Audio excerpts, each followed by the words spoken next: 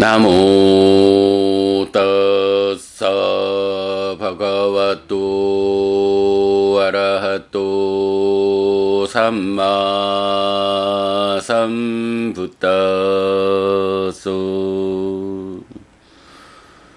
나모 따사 바가와또 아라하또 삼마 삼부따소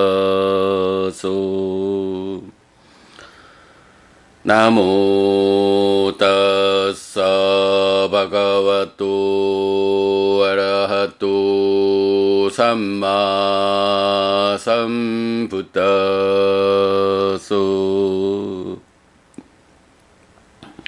급은 세존 아라한 정등각께 절합니다. 자, 법구경 공부하겠습니다.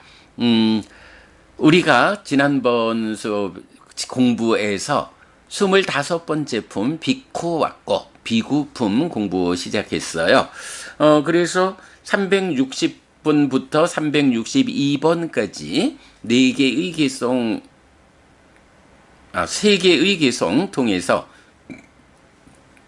단속에 대한 이야기를 하면서 이런 사람을 비구라고 한다라고 해서 안에서 기뻐하며 삼매를 닦는 자, 홀로 만족하는 자를 사람들은 비구라고 말한다. 그 앞에 인식과 행위 양면에서의 단속된 자, 이렇게 행위와 인식 양면이 단속되는 자가 안에서 기뻐하면서 삼매를 닦게 되고 그렇게 홀로 만족하는 자를 사람들은 비구라고 말한다 라고 해서 누가 비구인가? 누가 부처님의 제자인 출가자인가? 세상에서 말하는 누가 스님인가에 대한 부처님의 정의다, 이렇게 볼 수 있겠죠. 자, 오늘은 이어서 363번 개성입니다. 요 무카상야떠 비쿠 만따 바니 아누따떠 아탕 담만저 디페띠 마두랑 따싸 바시땅. 입을 단속하고 경을 말하고 부풀리지 않는 사람, 의와 법을 분명히 하는 그의 말은 달다. 말이 꿀처럼 달다. 이런 표현 나왔어요. 요 개송에서는 무카상야또 해서 입을 단속하는 비구, 당연하고요. 그 다음에 만따바니라고 할 때, 바니 말하는 사람인데 만따라는 단어가 좀 어려운 단어예요. 보통 이제 산스크리트어로 만뜨라라고 해서 진원 다라니 요런 부분, 요런 거를 이제 만뜨라 해서 힌두교에서는 그 만뜨라를 암송하는 그 같은 단어인데, 이 만뜨라의 빨리 만따라는 단어가 이제 불교 안에서는 이게 그런 진원 요런 의미로 쓰이는 게 아니고, 물론 이제 불교 안에 니카야 안에서도 힌두교와 관련된 어떤 묘사를 할 때는 만따가 만뜨라, 진원 이렇게 이제 이해를 하면 되지만, 이제 불교 안에서 쓰이는 만따라는 말은 부처님 가르침에 대한 이야기, 그래서 경이라는 의미를 가지고 쓰이고 있어요. 그래서 요 하여간 만따라는 단어 자칫 잘못하면 부처님도 진언을 외우라고 말씀하셨나 보다, 이렇게 오해할 수 있는데 그렇지 않다라는 거. 그래서 이제 저는 요 만따 이 단어를 경이라고 번역해서 경을 말하고 이랬어요. 그 다음에 부풀리지 않는다. 막 말을 사실보다 더 부풀려서 말하는, 이렇게 부풀려 말하지 않는다. 오직 사실 그대로 말한다. 의와 법을 분명히 하는. 네, 요 의와 법이라는 거, 사실은 이제 불교 교리 중에서 굉장히 좀 중요하고 어렵죠. 근데 우리가 22번, 그러니까 맞지만 이까야 22번 뱀의 비유경에서 요 의미를 우리가 좀 밝혀냈죠. 법이라는 건 뭐 그대로 부처님 가르침이고, 의라는 것은 이 부처님 가르침이 어떤 의도를 말하는 것일까라고 해서 설해진 법 자체하고 이 법이 어떤 의미를 가지고 있느냐라고 해서 뭐 말하자면 법에 대해서 상세히 그 의미를 아는 거.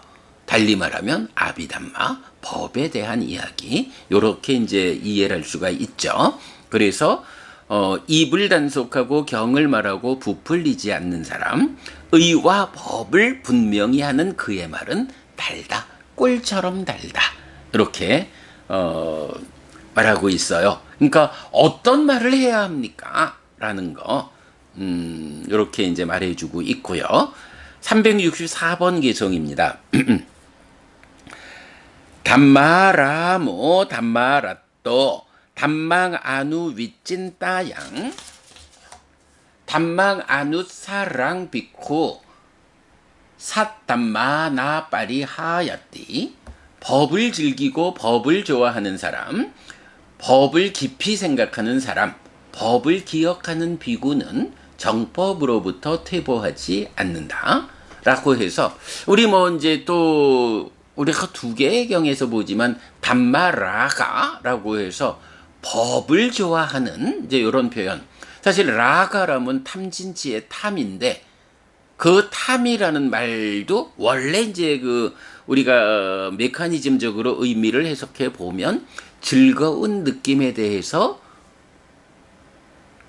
항상하다는 무명의 오해 위에서 좋은 거야 라고 오해하는 것이 탐이다 이렇게 우리가 알고 있죠.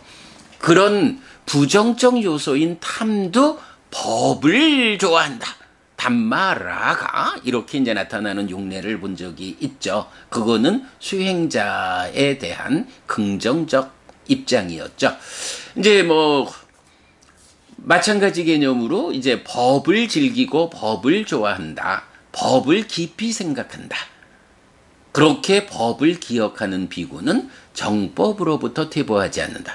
네, 바른 법, 부처님의 가르침에서 퇴보하지 않고 더 향상할 뿐이다. 누가? 법을 기억하는 비구야.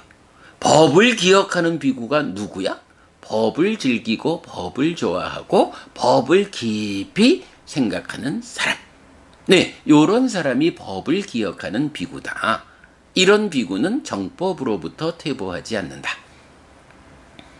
우리가 이제 보통 앉아서 좌선을 한다, 수행을 한다 라고 할 때 그 호흡 수행을 한다 해서 호흡을 붙잡는 그리고 호흡 붙잡고 삼매를 성취해서 깨달음으로 나가는 이런 호흡 수행이 좌선의 근본이죠. 그런데 이제 때로 이런 질문을 받을 때가 있어요. 수행하자라고 앉아가지고 그동안 배운 부처님 가르침을 깊이 생각하는 일, 이것은 수행을 잘못하는 건가요? 호흡을 붙잡고 삼매로 가는 그것만이 오직 그것만을 해야 하나요? 이런 질문을 받을 때가 있는데 뭐 제 생각은 그렇습니다. 우리가 기본적으로 깨달음으로 나아가는 가장 확실한 방법은 호흡에 집중해서 삼매에 들어서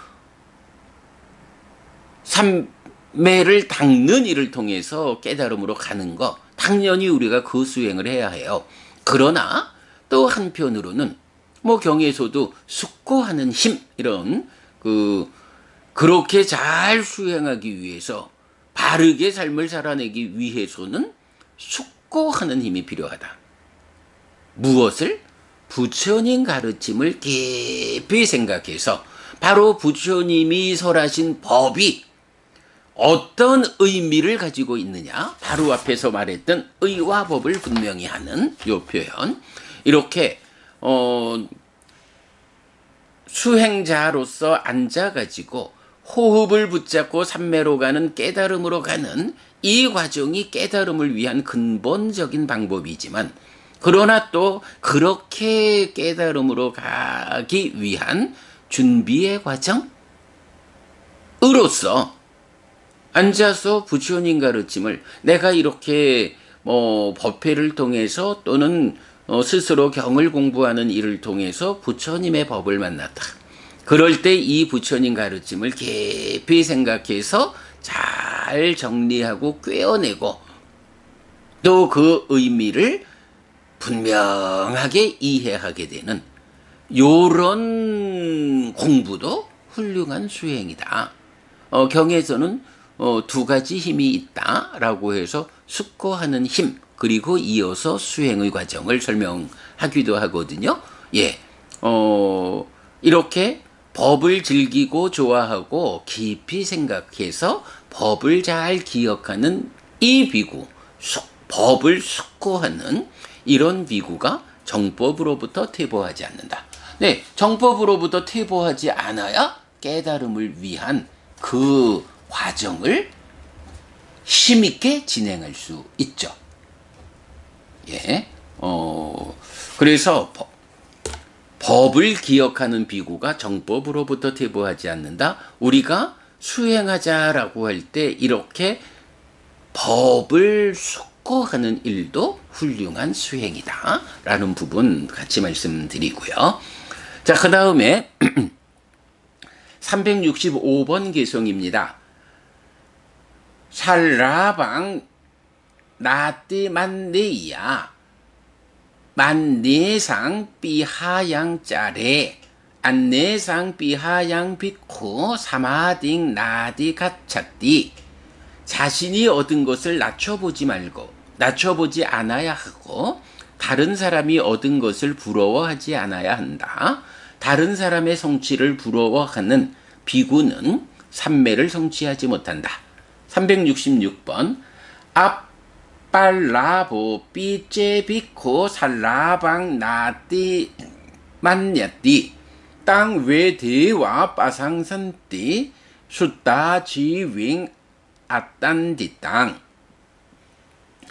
비록 비구가 적게 얻었다 해도 자신이 얻은 것을 낮춰보지 않는다. 참으로 신들은 생활이 청정하고 게으르지 않은 그를 칭찬한다. 자, 요 두 개의 기송에서 보면 이런 표현이에요. 부처님의 제자가 수행자가 또 출가하면 비구가 그 공부의 과정을 통해서 얻은 것이 적다 해도 자기가 얻은 것을 나는 공부를 못해서 얻은 게 없어 라고 낮춰보지 마라 이런 표현을 해요.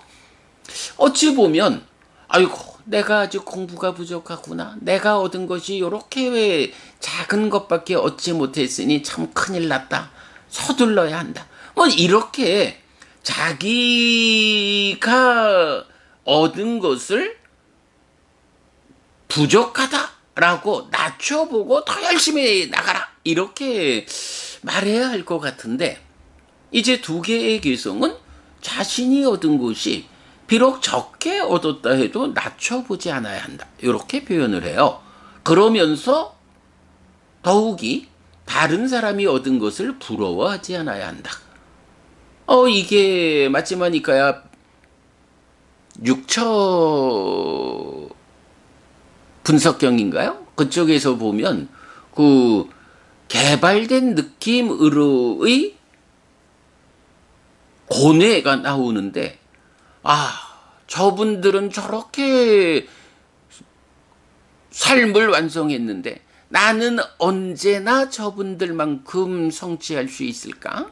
라고 이렇게 스스로 자기의 부족함을 고뇌하는, 이게 개발된 느낌으로의 고뇌, 이렇게 나오는 경우도 있거든요.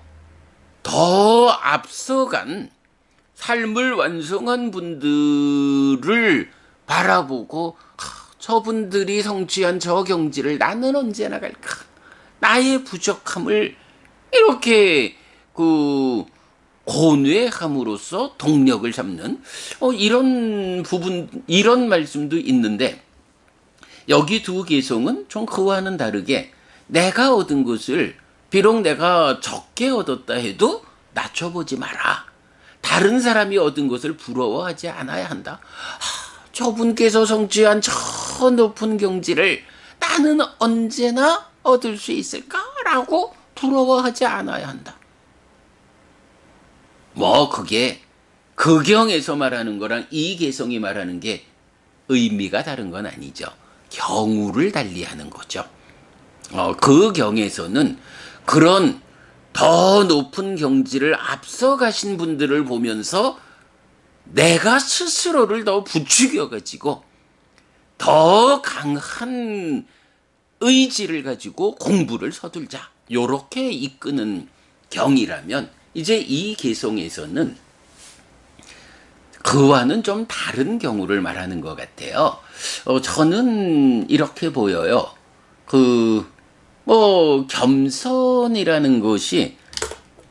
겸손이라는 것이 아주 훌륭한 미덕이잖아요. 그런데 겸손도 우리가 살아가면서도 참 저 사람이 겸손하다라고 하면 훌륭하게 보지만 그 겸손이 지나친 사람들이 있어요. 우리 주변에서 보면 좀 그런 사람들이 있어요. 겸손하다라고 하는 그 어떤 미덕의 범주를 넘어서 가지고 지나치게 겸손해서 자기 자신을 정확하게 보지 못하는 어리석음에 가깝게 요렇게 행위하는 사람들이 있거든요. 그 지나친 겸손이라는 것은 또한 미덕으로 보이지 않죠. 이제 그런 측면이 좀 배경이 되면서, 자, 작더라도 내가 얻은 것은요, 다른 사람이 얻은 것은 다른 사람의 성취거든요. 다른 사람이 공부의 과정을 통해서, 삶의 과정을 통해서 자기가 자기 것을 쌓은 거예요. 그거는 그 사람의 삶이고 그 사람의 몫이에요. 그거 부러워해봐야 내 거 되지 않거든요. 우리가 그런 비유 많이 하잖아요. 은행에서 열심히 돈을 세는데 남의 돈을 센다고 해가지고 내 돈 되지 않잖아요. 또 다른 사람이 소유한 양을, 저 사람은 양을 몇 마리나 가지고 있나 하고 다른 사람의 양을 헤아리는 거, 그거 내 거 되지 않는 거거든요. 이익되지 않거든요. 작은 돈이라도 내가 내 삶의 과정에서 균형 잡힌 생계를 통해 가지고 누적해 가는 거, 내가 쌓아가고 있는 요게 내 거요. 작아도 내가 쌓는 거. 네. 다른 사람이 쌓은 거는 아무리 부러워하고 헤아려 봐도 내게 아니에요. 작게 쌓았더라도, 현재 얻은 바가 작더라도 이것은 내가 내 삶을 통해서 나의 것을 쌓아가는 거예요. 의미 있는 것은 다른 사람이 쌓아놓은 그의 것이 얼마냐.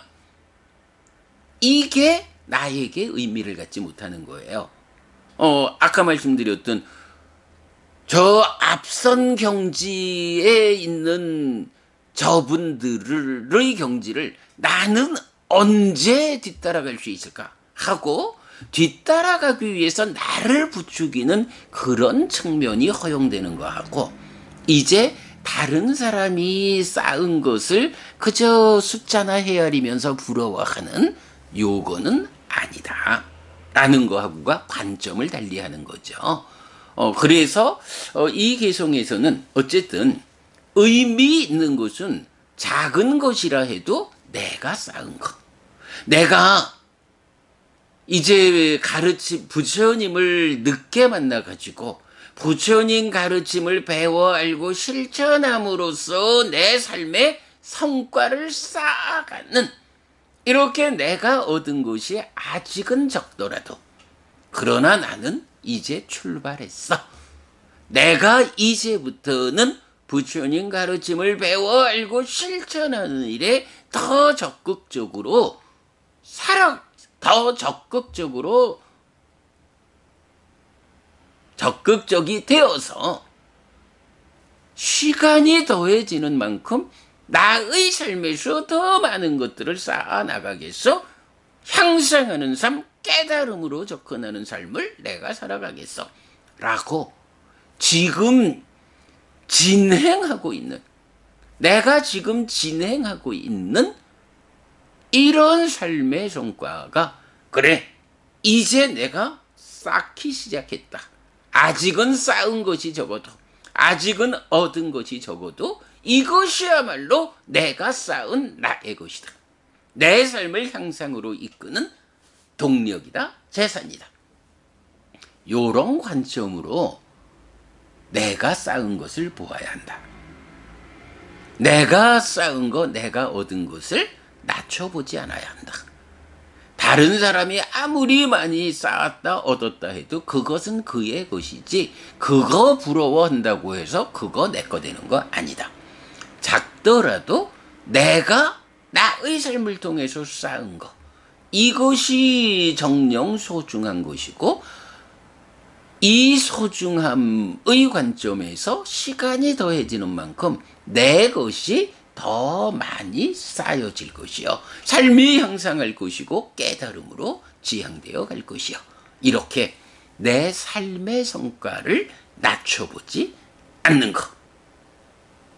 이게 그렇다고 뭐 자만심을 가져라 이런 거하고는 전혀 다르죠. 내 삶이 내 스스로의 노력에 의해서 성취해가는 이것이 나의 것이요, 내 삶이요. 이런 관점이죠.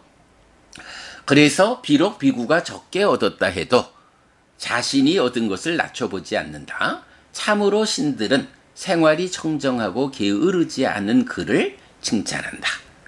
자, 하나만 더 하겠습니다. 367번. 사빠소 나마루 파스밍 야사 나띠 마마 이땅 아사따 쩌나 소쩌띠 사회 비코띠 우쩌띠. 어떤 사람에게 명색에 대한 집착이 완전하게 없고 또한 존재를 벗어났기 때문에 슬퍼하지 않는 그가 참으로 비구라고 불린다. 네, 앞에서도 사람들은 비구라고 말한다라고 해서 누가 비구인가? 라는 질문에 대한 첫 번째 답이 있었죠. 367번 개성. 여기서도 그가 참으로 비구라고 불린다라고 해서 누가 비구인가의 두 번째 답을 주고 있어요. 이렇게 자기가 얻은 것이 비록 적더라 해도 낮춰보지 않고 열심히 자기 삶에서 배워 알고 실천하는 이렇게 시간을 쌓아가는 과정에서 이 공부가 어디까지 닿나요?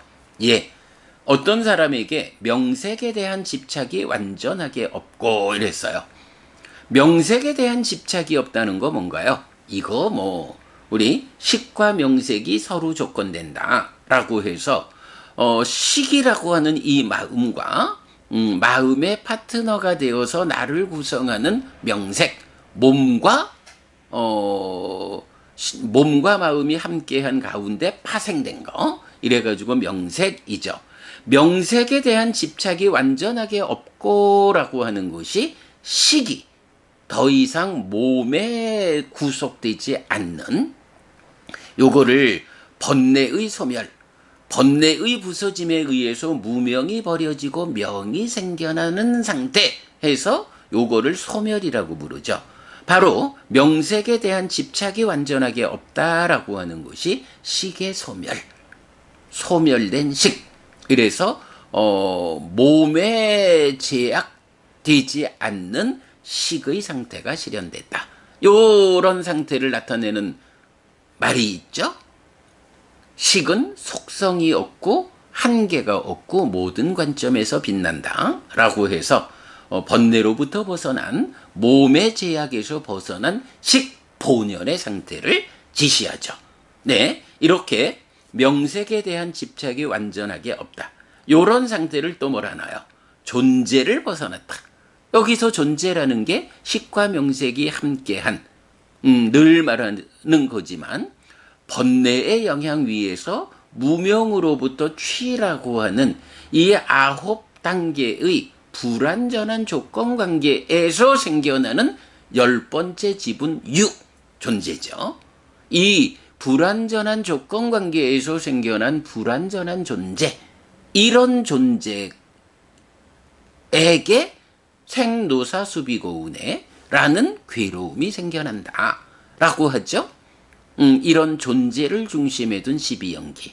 이럴 때 명색에 대한 집착이 없어졌다라는 거 뭔가요? 식이 명색에 조건 지어진, 식이 몸에 구속된 바로 번뇌의 영향 위에서 진행되는 불완전한 조건 관계가 해소된 이런 상태죠. 12연기의 10번째 지분, 불완전한 존재로부터 벗어났다. 아라한 되었다. 요 얘기죠. 명색에 대한 집착이 완전하게 없다. 그래서 식이 몸에 구속되지 않는 요런 존재, 불완전한 존재 상태에서 벗어났다. 해탈된 삶이 실현됐다. 그리고 이런 사람이 슬퍼하지 않는다. 자, 우리 독성집에도 제일 앞에 슬픔을 떠난 사람이 슬픈 사람을 살핀다. 요 표현 들어있죠. 바로 이렇게 명색에 대한 집착 완전히 없어지고 그래서 존재에서 벗어난 깨달은 아라한. 이런 아라한이 슬퍼하지 않는 사람이죠. 그리고 부처님은 바로 그런 슬퍼하지 않는 이런 사람이 참으로 비구다. 누가 비구인가? 명색에 대한 집착을 완전히 끊어내서 불완전한 존재, 12연기의 유라는 이 불완전한 존재로부터 벗어나 해탈된 삶을 실현했다. 그래서 슬퍼하지 않는, 슬픔을 떠난 그런 사람이 참으로 비구다. 그러니 여기서 말하는 비구는 아라한, 이렇게 표현되는 거죠. 네, 요런 누가 비구인가? 라는 질문에 답하기 위해서 자신이 얻은 것을 낮춰보지 않아야 한다.